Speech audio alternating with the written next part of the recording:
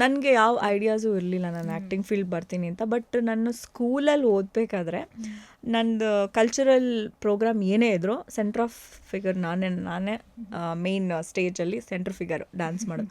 ಅದು ಯಾವ ಥರ ಅಂದರೆ ನಾನು 7th ಸ್ಟ್ಯಾಂಡರ್ಡಲ್ಲಿ ಇರಬೇಕಾದ್ರೆ 10th ಸ್ಟ್ಯಾಂಡರ್ಡ್ ಬಾಯ್ಸ್ನೆಲ್ಲ ಹಿಂದೆ ಹಾಕ್ಕೊಂಡು ಅವ್ರಿಗೆ ಸ್ಟೆಪ್ಸ್ನ ಹೇಳ್ಕೊಟ್ಟು ಡ್ಯಾನ್ಸ್ ಮಾಡಿದ್ದೀನಿ. ಅವಾಗಲೇ ಇಕ್ ಪಲ್ಕ ಜೀನ ಸಾಂಗ್ ಅವಾಗೆಲ್ಲ ಸಕ್ಕತ್ತೆ ಹಿಟ್ಟು.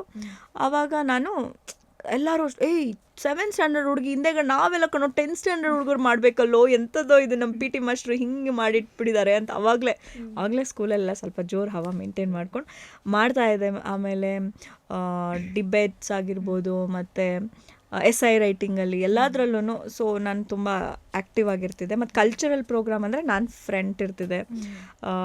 ಡ್ರೆಸ್ಸಿಂಗ್ ಸೆನ್ಸಲ್ಲೂ ಅಷ್ಟೇ, ಏನಾದ್ರು ಕಲರ್ ಡ್ರೆಸ್ ಅಂತಂದಾಗ ನನ್ನ ಫಸ್ಟ್ ಲೈನಲ್ಲಿ ನಿಲ್ಲಿಸೋರು ನನ್ನ ಟೀಚರ್ಸ್ ಎಲ್ಲ. So may be that appreciation, ಆ ಒಂದು ಇಂಟ್ರೆಸ್ಟು ನನಗೆ ಇಂಡಸ್ಟ್ರಿಗೆ ತರೋಂಗಾಯಿತು. ಅದು ಅನ್ಎಕ್ಸ್ಪೆಕ್ಟೆಡಾಗಿ ಬಂದಿದ್ದು. ಸೊ ಆಮೇಲೆ ನಾನು ಇದನ್ನೇ ಪ್ರೊಫೆಷನ್ ಮಾಡಿಕೊಂಡೆ.